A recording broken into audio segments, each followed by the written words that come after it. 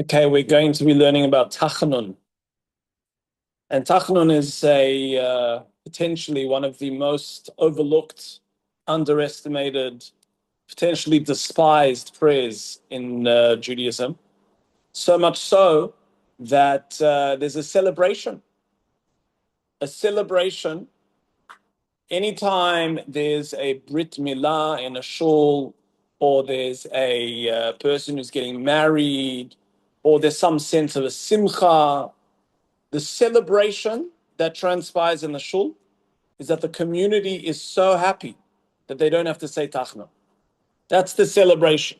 And it's almost confusing. What is more joyful? The fact that tachnun is omitted and the service is truncated and one can go home earlier, or that we are celebrating a simcha. But what's fascinating is if we look at the Shulchan Aruch, I believe I want to switch this one off, if you don't mind. If we look at the Shulchan Aruch tells us, it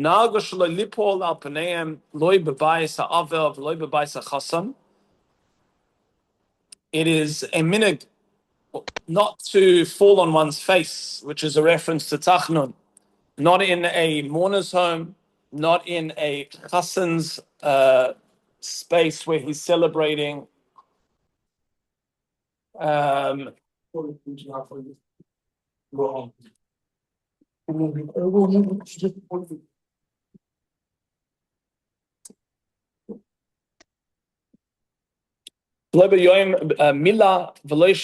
sham chasen, and not during a time where there's a circumcision, and not during a time where a groom is present. Okay, that's what the Shulchan Aruch tells us, some unique circumstances. But I want to point you to the words of the Mishnah Berurah. The Mishnah Berurah says it is proper to be careful that the groom not enter the synagogue during all 7 days of the wedding celebration, since the congregation refrains from saying Tachanun because of him. So we are told that the Chatan should ideally not come to Shul. Maybe that explains why the Chatanim are not in Shul. That will allow us to be able to recite Tachanun. So it's an unbelievable statement of the Mishnah Berurah. So let's try and understand what is going on during this prayer. Why is this prayer so powerful? Yes, Mark. Tachanun means supplication. Yeah. Tachnunim, it's not an extra. It comes from tachnunim, which is deep supplication. The same type of terminology that it says that Moses prayed upon entry or wanting to enter into the land of Israel. Deep, deep sense of supplication. But we're going to see that it has a lot of associations and a lot of depth behind this particular prayer. So we're going to ask everyone that's at home. I've got my phone with me, so if I can ask you just to keep yourselves on mute, please. Okay, so let's have a look at a few stories that are going to illustrate to us the significance of Tachanun. So there's a story told of a chassid who came to the Rebbe of Radishitz, and he told him that he lost a huge sum of money. The Radishitz told him, or asked him, do you say Tachanun? And he says back to him, ashamedly so, that he hasn't said Tachanun for many years. So he asked him, how many Tachanuns are you missing? And together they calculated and realized that he was missing thousands of Tachanuns. The Rebbe told him, from now on, you must be cautious to say Tachanun. Additionally, you must say all those Tachanuns that you missed. If you do that, your muzzle will come back to you. But if you miss even just one Tachanun you owe, you won't get your Yeshua, you won't get your saving. Pretty harsh. The man followed the Rebbe's instructions. It took a few weeks. I'm not sure how many Tachanuns a day that would take. But he said all the Tachanuns he owed and was cautious about saying Tachanun in the... Yeah, it seems like we're missing a page here. In the Tfilis, I'm not sure if yours follows. Mine is out of place. His muzzle improved and he became wealthy. He came several times to Radishitz and generously gave to the Rebbe's household. So we see that this recitation of Tachanun has an unbelievably powerful effect on a person's wealth. So much so that there's a Gemara in Brachos. The Gemara in Brachos tells us the following story. Amalu Rava, the Rabbanan. Rava said, over and over and again. Seems this was a unique circumstance, but you could try it. I'm not sure. I'm not sure how many tachanuns you've missed, Mark. But if you have missed thousands, then maybe you should listen to the Radishitzer Rebbe. It's not saying it in vain. Seemingly not saying it in vain. But we see that it has huge effect on a person's wealth. So much so, listen to this teaching from the Gemara. The Gemara cites a scenario where Rava said to the sages who would attend his study hall, he says, I implore you during the months of Nisan and Tishrei, the crucial agricultural periods, do not appear before me. Engage in your agricultural work, then so that you will not be preoccupied with your sustenance all year. Meaning, if you go and work during Nisan and Tishrei, you will be blessed for the entire year. That's when you should go and engage with working in the fields.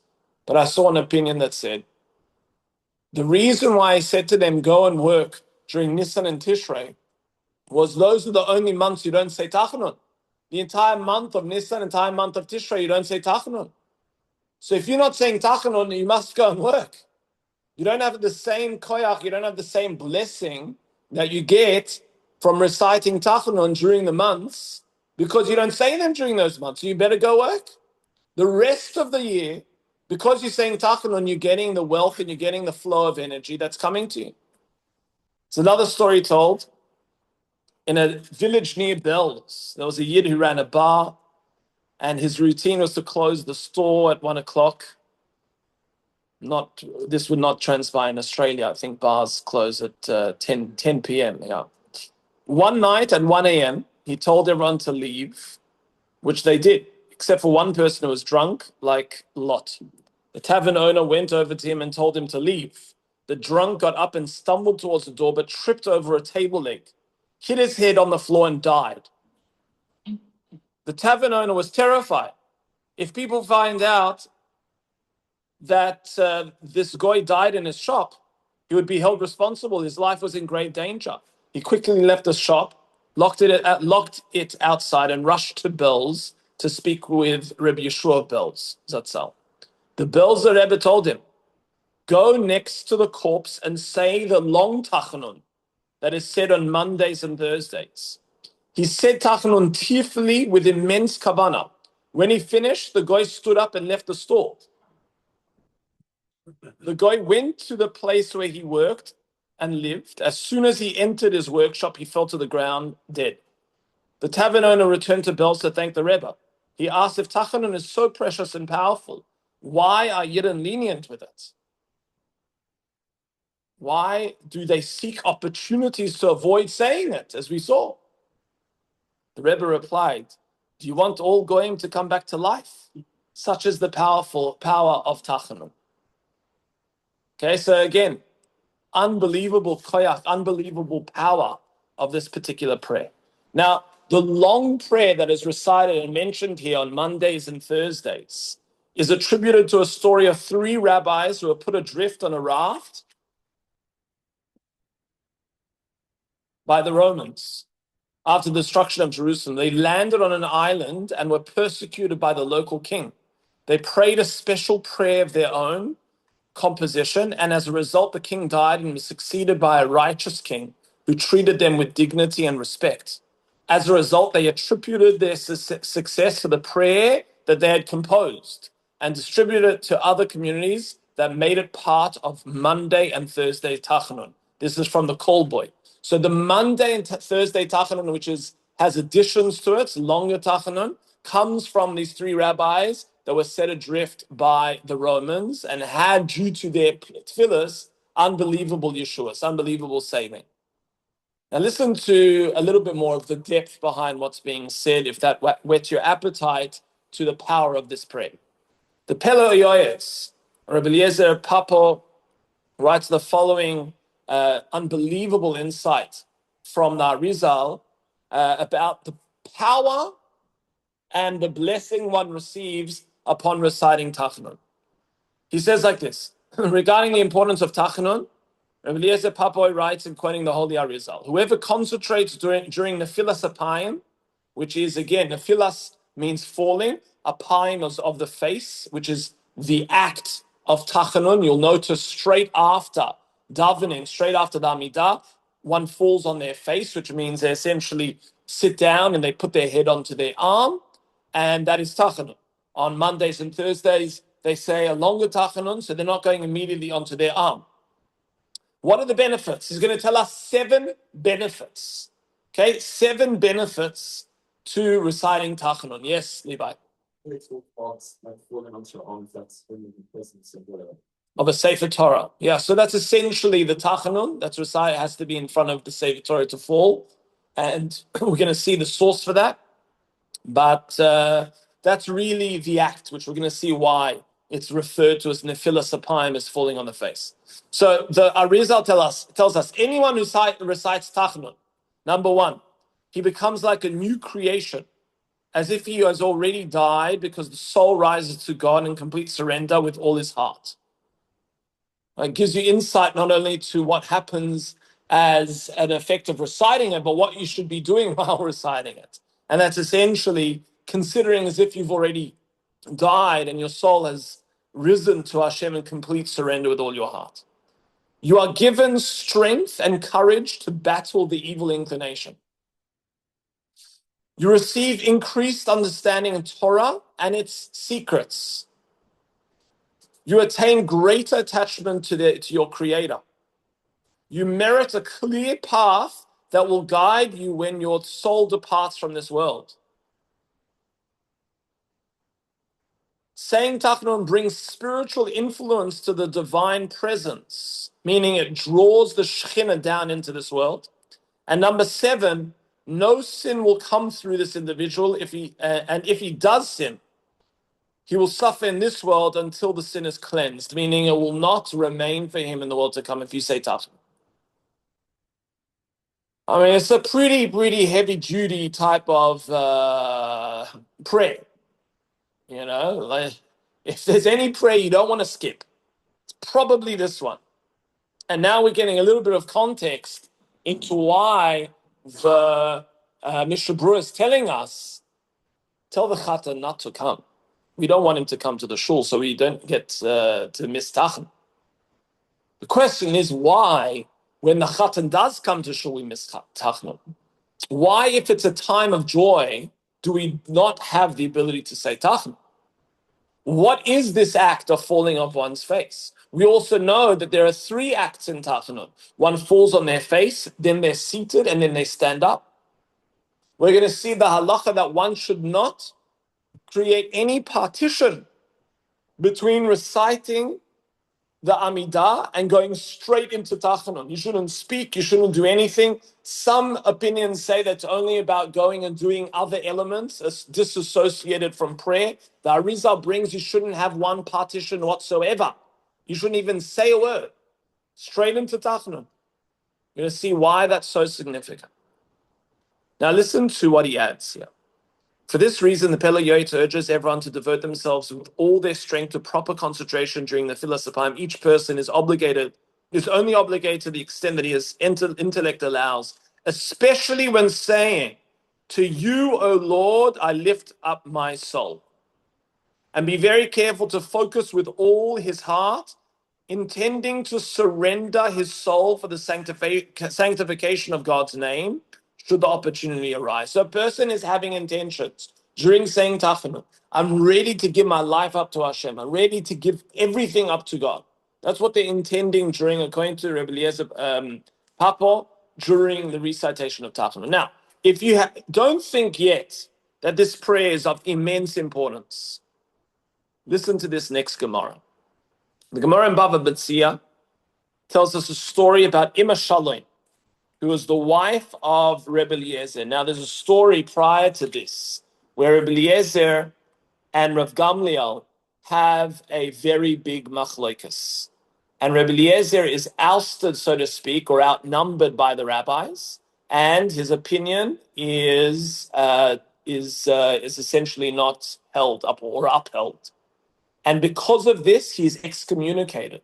There's an insane story there where he's able to manipulate the natural realm to prove or to try and prove his viewpoint. And still the rabbis, and it's fascinating, in our parasha this week, in Parashas Mishpatim, where we learn Achrei Rabim Nahatos, or not going after the multitudes. Loiti Achrei Rabim Nahatos, that you shouldn't go after the multitudes to sin. We learn the inverse, that you go after the multitudes to do the right thing. And when you have a majority of rabbis voting in a particular way, that's the opinion that's upheld. And that's essentially what we saw in this particular story, where Rebbe Eliezer's opinion was outnumbered. Now, listen to this story. Ima Shalom was the wife of Rebbe Eliezer, but she was also the sister of Rabbi Gamliel, who was the head of the Sanhedrin at that time. And he was the essential individual who was heading this argument against Rebbe Eliezer. From that incident forward, Ima Shalom, who was the wife of Rebbe Eliezer, would not allow Rebbe Eliezer to lower his head, which means she would not allow him to say Tachanun. She forbade him. You are not allowed to say Tachanun.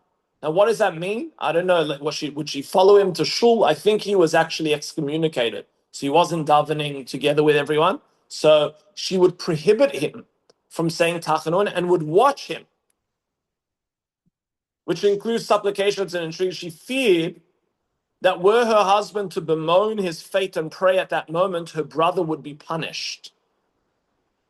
A certain day was around the day of the new moon, and she inadvertently substituted a full 30-day month for a deficient 20-day, a 9-day month. She miscalculated the date of Rosh Chodesh, and she thought it was Rosh Chodesh, which meant on Rosh Chodesh you don't say Tachanun. She thought that she didn't have to watch her husband while he was davening to prevent him from saying Tachanun.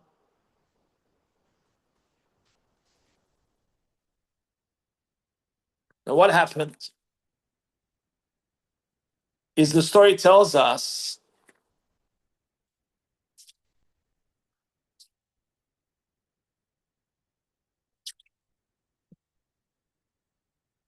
much mine is all backwards here. And there's extra one there. Oh, here. Some say that a pauper came and stood at the door, and she took bread out to him. So she didn't know what day of the month it was, and she went and gave money to a pauper. The result was that she left her husband momentarily, unsupervised. When she returned, she found him and saw that he had lowered his head in prayer. And that was it. She said to him, "Arise, you already killed my brother." And the story goes on to say that her brother died at that moment. Rabban Gamliel died at the moment that Rebbe Eliezer went and was able to say Tachanun. So I ask you, if there is any prayer that you want to have kavanah in for anything to happen, which prayer should you have kavanah in?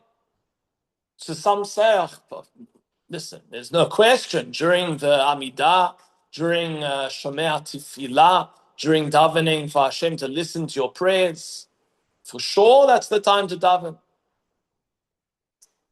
We see that the ultimate time for a person to daven, the ultimately most powerful prayer that a person can utilize is Tachanun. Now we're going to see why. Yes, Marky. Tachanun is not only said with a minyan. You're able to say Tachanun by yourself as well. It's just that if you're not in front of a Sefer Torah, then according to many opinions, or most opinions, you don't lower your head. The Mishnah Berurah does bring that if there's no partition between where you are davening and the shul, meaning if there's a straight line, so to speak, between you and the shul, and there's nothing in between that's untowards, that breaks that energy, you can actually lower your head as well. Okay? And it's only allowed to be said during the day. So much so, according to Kabbalah, to recite Tachanun at Shkia is a very big problem, because Shkia is a time of judgment, and nighttime is a time of judgment. The same reason why it shouldn't be saying Tehillim at night, and the same reason why I shouldn't be learning the oral Torah at night, is because of the energy of that time period, and Tachanun is one of those. So if it's after Shkia, you should avoid saying Tachanun. The written Torah, sorry, not the oral Torah, written Torah. So now comes along the Rabbeinu Bechaya. The Rabbeinu Bechaya is going to reveal to us a few intentions that one should have during Tachanun, and what you should be working on during this time frame. And at the same time, giving us context to a deeper psychological approach to life, which really what we're trying to gather from all of our learning is how Torah applies to our prism of existence. How do we view the world that we exist in? And how do we develop a mindset that brings blessing, brings miracles, brings light into our lives? So let's see. So Rabbeinu Chai tells us like this. Based on the verse in Bamidbar, this is where we see the source for Tachanun. As it says, "V'yapilu al paneim, v'yoimru Elohei haruchos l'chol basar, ha'ish echad yechta v'al kol ha'ezra tiktsoif." This is a statement that Moses and Aaron make. Okay, they fell on their faces, and we learn from their falling on their faces this particular prayer. So the Rebbeinu Bechaya tells us like this. Follow along. It says like this. They fell on their faces, Moses and Aaron, in prayer. This is the source for our prostrating ourselves during certain parts of our prayers and supplications. You should know that there are actually three distinct considerations present when we fall on our faces. What the Rebbeinu Bechaya is about to do is reveal to us the three reasons why we fall during Tachanun. What are we meant to be thinking? Number one, to show awe of the fact that we are in the presence of the Shekhinah, so that we may wrap ourselves in shame and humility in the face of it, a normal reaction when displaying one's inadequacies. The petitioner wants to demonstrate his awareness of facing the presence of God. This has been described by David in the words, "I am ever mindful of the Lord's presence." We fall on our faces to symbolize this feeling. We find that Moses hid his face already when God first appeared to him at the burning bush, as he was afraid to look at what he perceives to be the presence of God. So the first intentions, which is a very powerful intention, we underestimate this today, is consciousness that Hashem is here right now,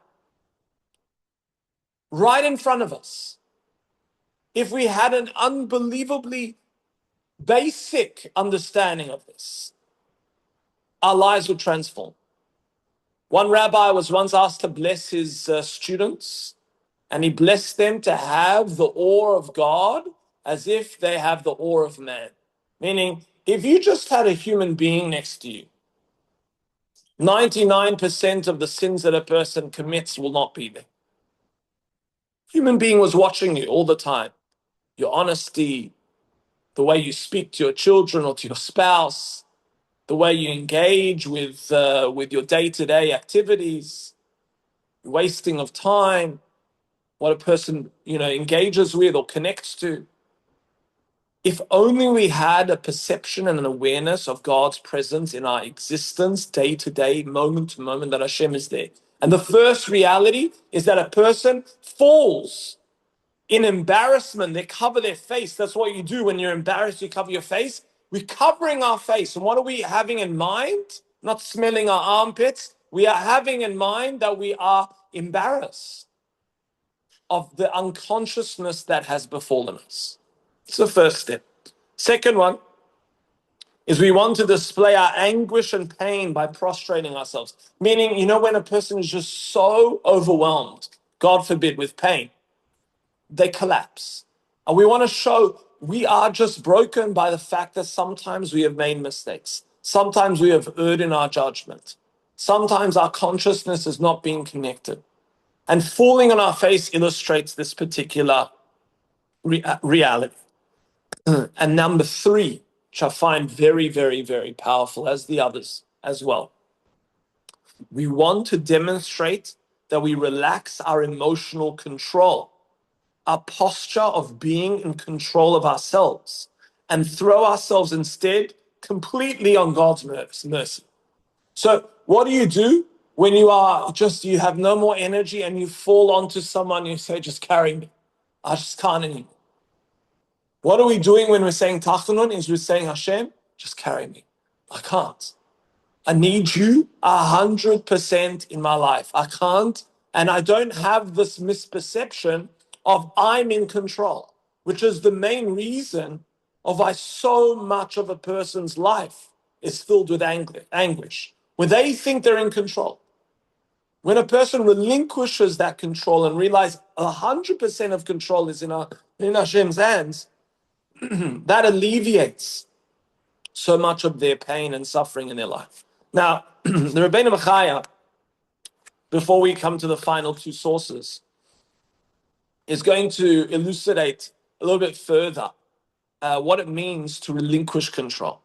So he says like this: the third element in falling on one's face during prayers of entreaties is the utter denial of self. Okay, listen carefully to this very powerful explanation.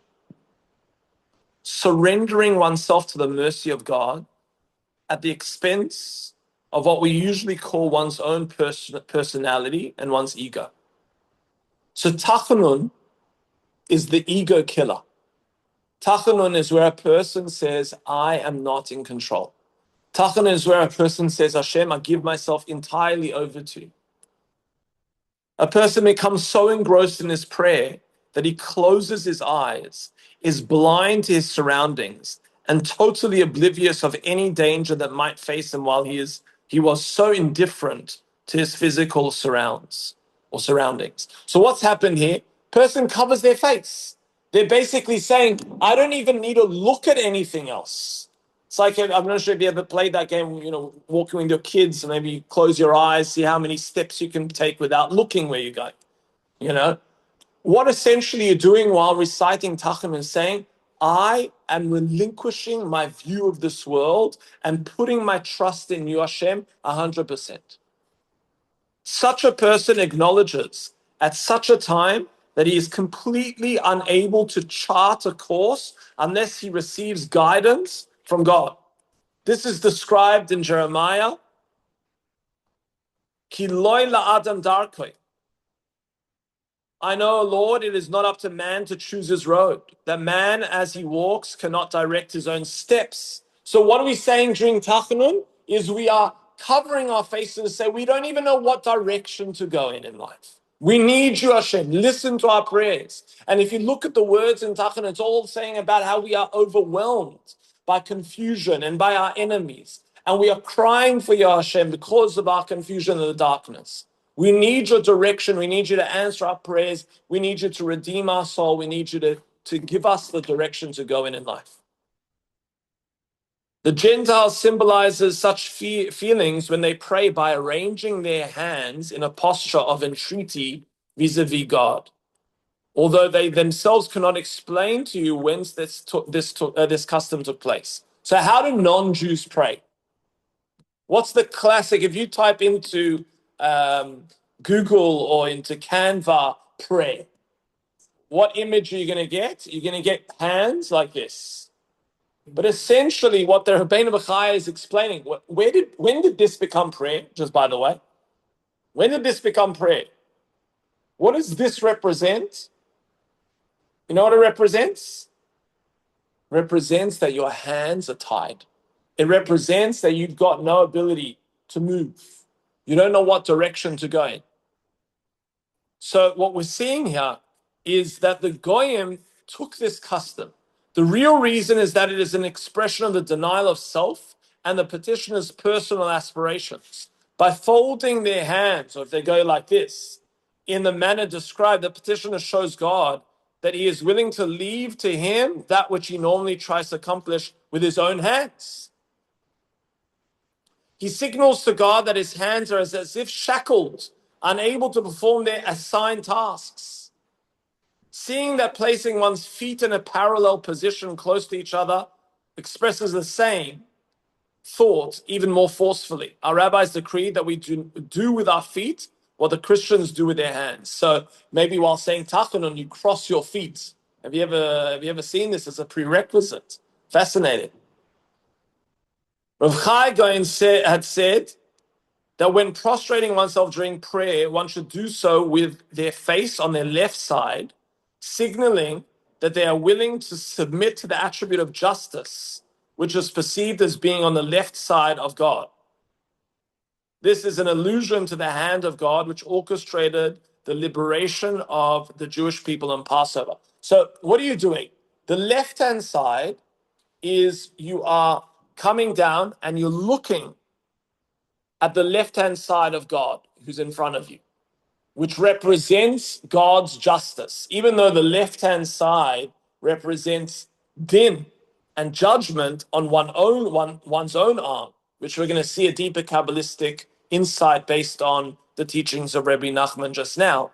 We see that according to the majority understanding here, why we are going down on our left-hand side is we're facing God's attribute of mercy. And we're saying, Hashem, we're looking at you. We're fallen. We need your guidance. We give ourselves entirely to you. We are ashamed of our unconscious state and how confused we are. Help us. We see this additional element of crossing one's legs. There's an additional halacha that a person should not place their head directly on their skin. So if you're wearing a short-sleeved shirt, some people will place their talus over their arm to then be able to lower their arm. Or there's a partition that they place in between their arms. And potentially the understanding for that is that there is a separation of self. It's almost like you're disassociating from the external part of who you are. You don't even want to touch it. Okay, this is the understanding here. What's fascinating is that at mincha time, we go on the left arm. What do we do at Shachris? We go on the right arm. Why do we do that? It's brought in halacha that we go onto the right arm because we're wearing tefillin. What's fascinating is the Vilna Gaon's practice was to still go on the left arm. He held that you should still be facing Hashem's attribute of mercy and you should still be entering into your own fallen state of judgment. Any questions? Yeah. Not possible, but it's very possible that when one says Tachanun, one shows us the left side of the space not share. So it's not to produce the head and side and down and look away. I didn't see that in the pillow yotes. Yeah. Okay. Someone's got a phone here that's ringing? Alarm? Okay. Let's have a look here. I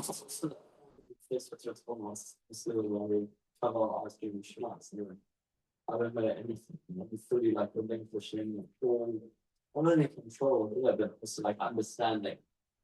So Levi is saying that covering the eyes in the Shema signifies a similar approach, that we don't know what direction to go in.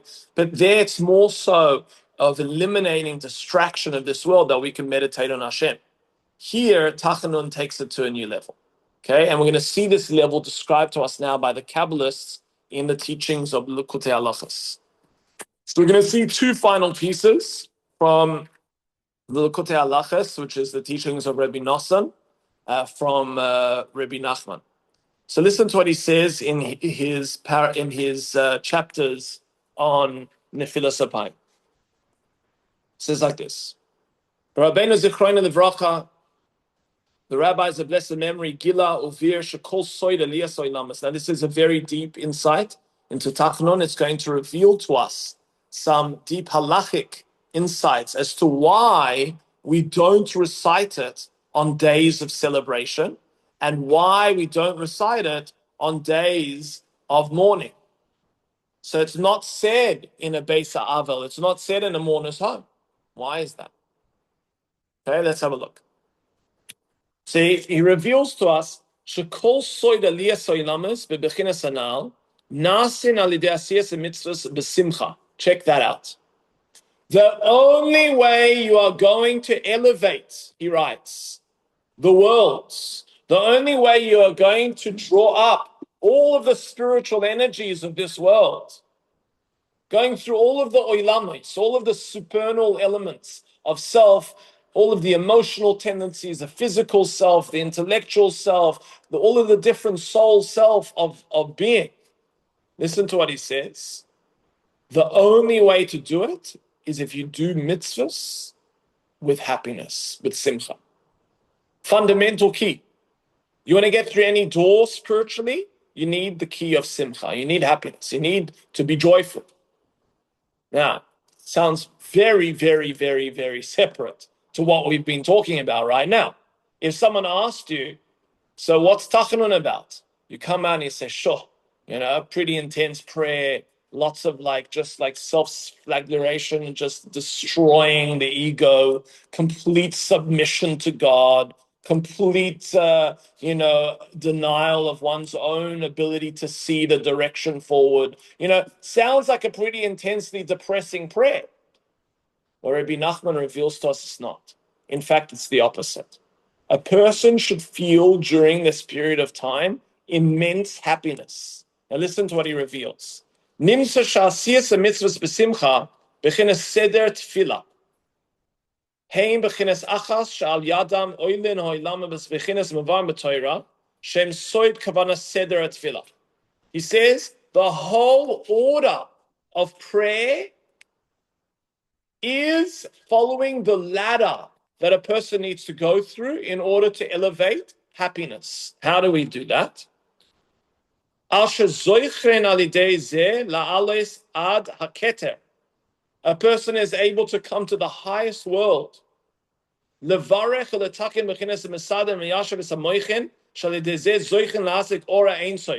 through it, you're able to rectify all elements of self until you come to the infinite light. That you come to a place called mate v'loy mate, a place that is and isn't, a place that is graspable and not graspable at the same time.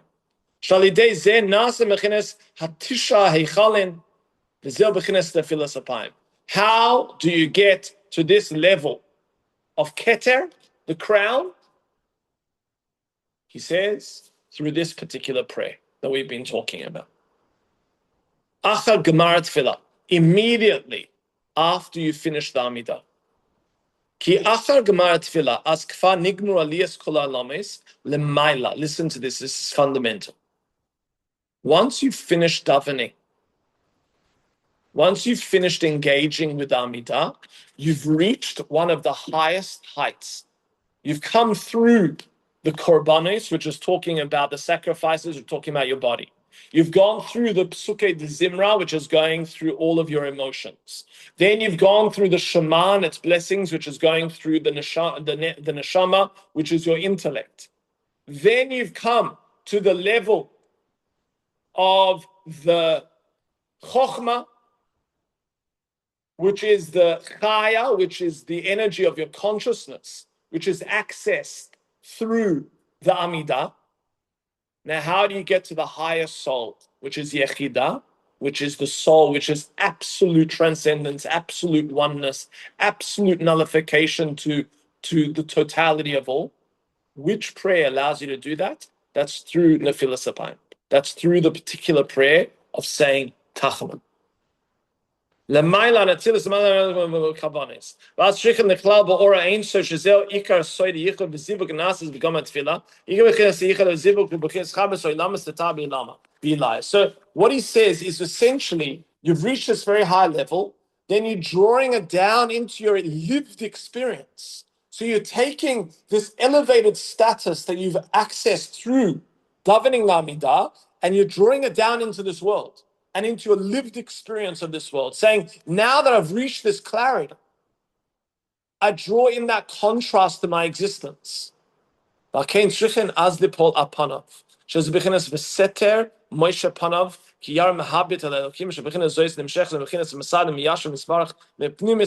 says, this, on a deeper Kabbalistic level, is why I fall on your face. Because when did Moses fall on his face? When he was too scared to look at what was in front of him. When he was so scared to look at Hashem in front of him because it was so overwhelming, that's when he fell on his face. Same too. During Tachanun, Rabbi Nachman explains that it is so powerful that we can't even look in front of us. We fall on our faces. Shu b'chines haketer kanam, b'chines zois yesh koyach b'moichin ne'ake b'samoichin merdifasan. Okay,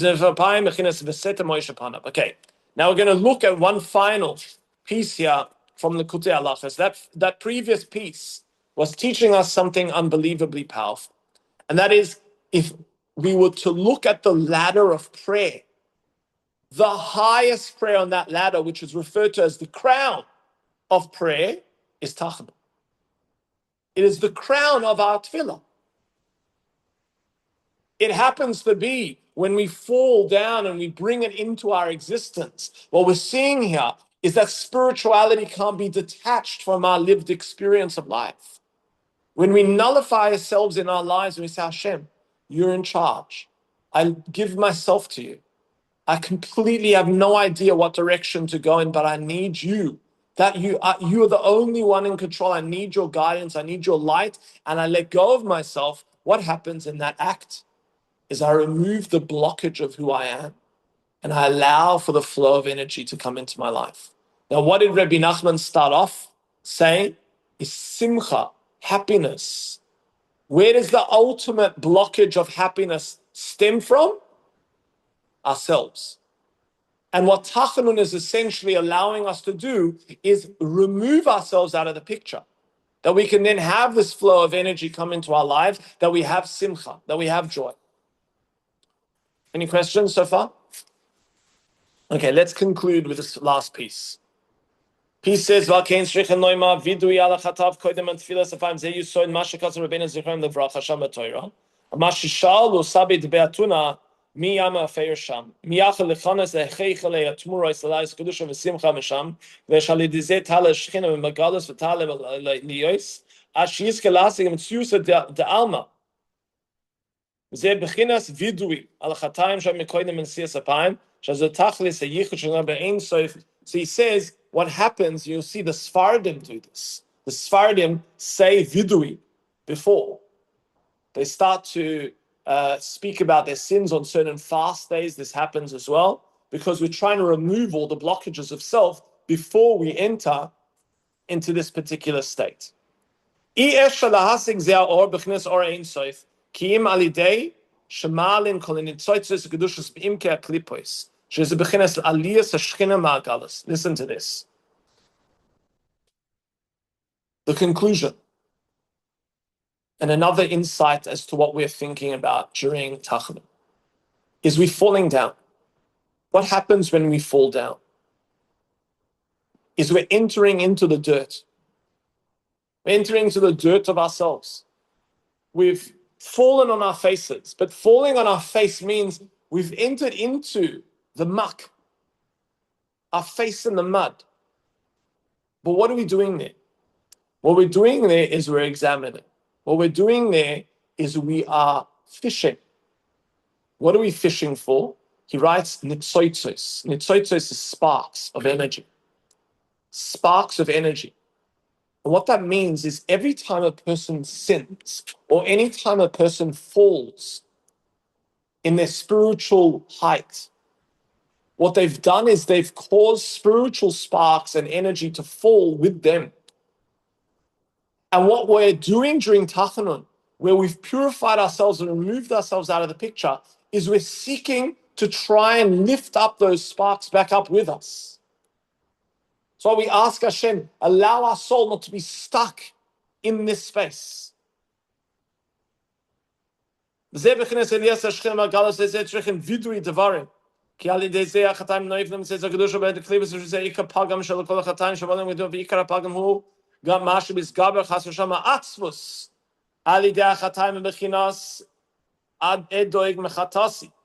what the byproduct of trapped spiritual sparks are?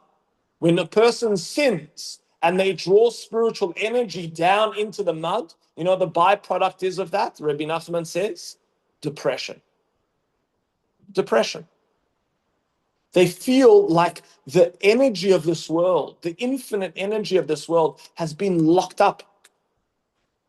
Just got a puppy. You know, this puppy, all he wants to do is roam.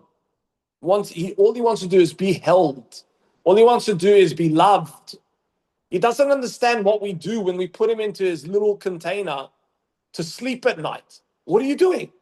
Why are you putting him in a box? And we have put a few holes in the box. It's okay. Why are you putting me in this container? Crying. I just want to roam. I want to, just do what I want to do. Cries. So like a puppy, lahavdal elef havdalas. The spiritual energy, the spiritual sparks are saying, why putting me in a box? Why have you drawn me into the finite muck of this world? And that creates depression. And what we are trying to achieve here is happiness. We are trying to achieve simcha. That's what Judaism is all about. But ultimate simcha is aligning all of the spiritual energy back to its source, allowing ourselves to be completely infused and one with the infinite. We're now on the penultimate page there, in the last paragraph in the middle.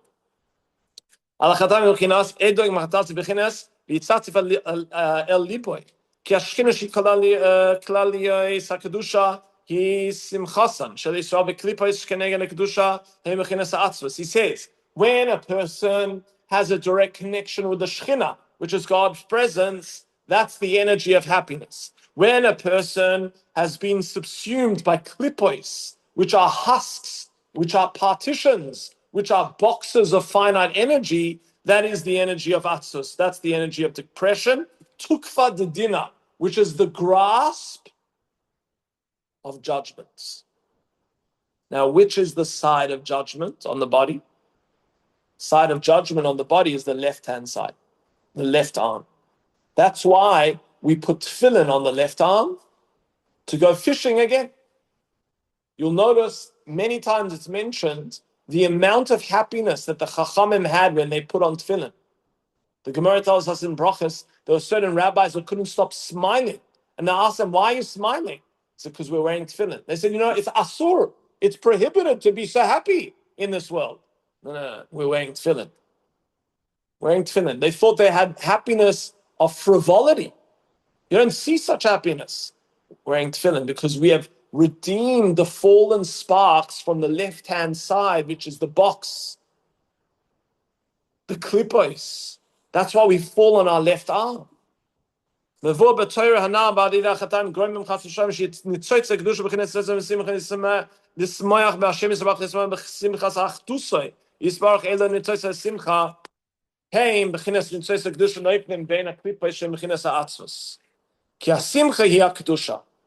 happiness is inextricably linked to holiness, and holiness is inextricably linked to happiness. You can't have one without the other. You can't be holy and unhappy, and you can't be unhappy and holy. It's in the crazy, crazy reality that he's saying here. Because happiness by definition means that you are connected to the Shekhinah, that your nitzotzos are all redeemed, not fallen into the klippus, into the partition that the poor puppy is stuck in. He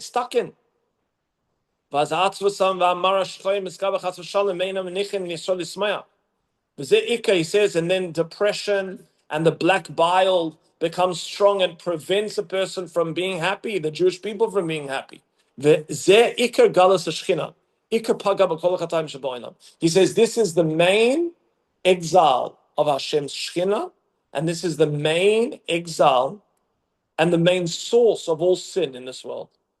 And he concludes, that's why, straight after davening the Amidah, we have to take that energy and go straight down into the muck to take out all of the fallen sparks that are implicit in the judgments of our left-hand side.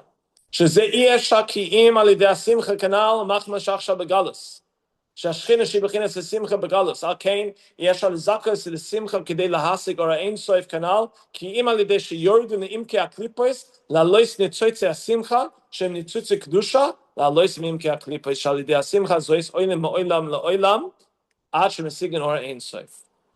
this is why the final paragraph, that's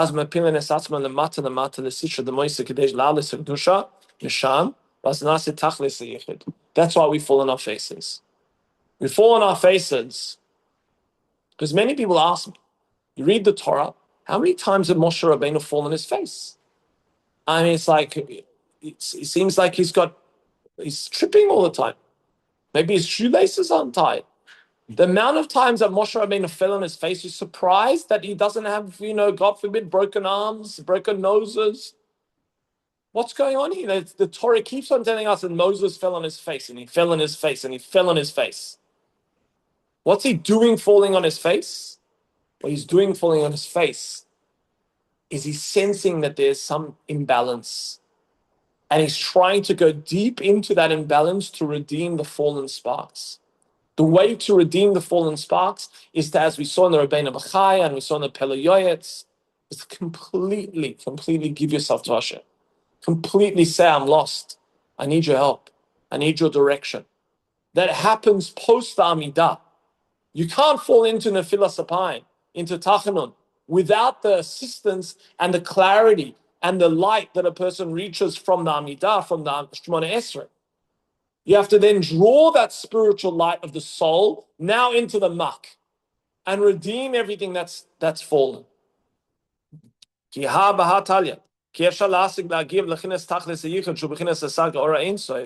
to ski im alidei simcha shozoich and alidei shorim imke klipos lalis kedushi besimcha mesham. What's fascinating as we conclude is how do you reach happiness? What is the access point to happiness? You know what the greatest happiness is? The greatest happiness is when you have redeemed something that has been blocked and captured. We saw it now with the hostages being released, and you saw them come back to their homes. I'm not sure if there's anything greater to see in terms of happiness. I'm not sure if there's any greater experience of happiness. Imagine if that same experience happens within ourselves. There are so many blockages and there's so many elements that need work, that need love, that need to be reunited with the Kedusha, with the Shekhinah. When a person is able to say, wow, you know what? Why am I behaving like this? What's the reason for my behavior there? Let me try and find what is this particular energy force in that space. Let me try and find the right avenue for its expression. You know how much happier a person is in that space? When they found the right way of it connecting as opposed to being involved in the wrong forms of connection. Pseudo connection. That's happiness. And this is what we're seeing from Tachanun. What's fascinating, if you look at the word Tachanun, it has within it the word Chain. And Chain, we know, is the energy of connection from one's soul. And the opposite of that is the energy of Noach, which is the energy of tranquility, which is, if you take the letters and you swap them, spells Chain, spells Noach. Noach means to have tranquility. When a person has happiness that we've seen by being able to mine out all of this blockage of self, then they're able to experience tranquility. So please God, Hashem should bless us, firstly, to appreciate this unbelievably powerful prayer, to long to say this prayer to the extent that we would say to a chatan, please don't enter into the shul. You can stay with your kala. We would prefer to say Tachanun. And Rabbi Nachman goes on to explain that during times of celebration, when there is so much joy, it's very hard to go into the muck. Meaning the times that he says that you can go into the muck is only when it's a generalized space where it's not a time of celebration. It's very hard to go into the dirt, when you're dressed to go party. So during the week, when there's no celebration, that's why you say it at that time. That's why you say it in that particular time. Why don't you say it in a house of mourning? Because there is so much judgment. Because you're dealing with the energy of judgment. And you're trying to redeem all of these elements. It's like trying to rescue a hostage when you know that they are surrounded by terrorists, all armed to their teeth. So during a time of judgment, which is in a mourner's home, there is so much negative energy around. Just leave it. Don't go into that space right now. Just leave it. That's why you don't say it then, and that's why I don't say it during a time of celebration. Okay, these are some deeper insights into Tachanun. I hope you had something to take home. And are there any questions before we conclude? What about women who daven at home? Should women say Tachanun? Well, it seems that they should. Yeah, it's an unbelievably powerful prayer. Why should they not have the opportunity to say it and to engage with it 100%? To be able to say Tachanun after davening the Amidah, if you can, I think definitely you should go for it. Yeah. Any other questions? Okay, my friends, please God should be with blessing, and please God only simcha and only connection.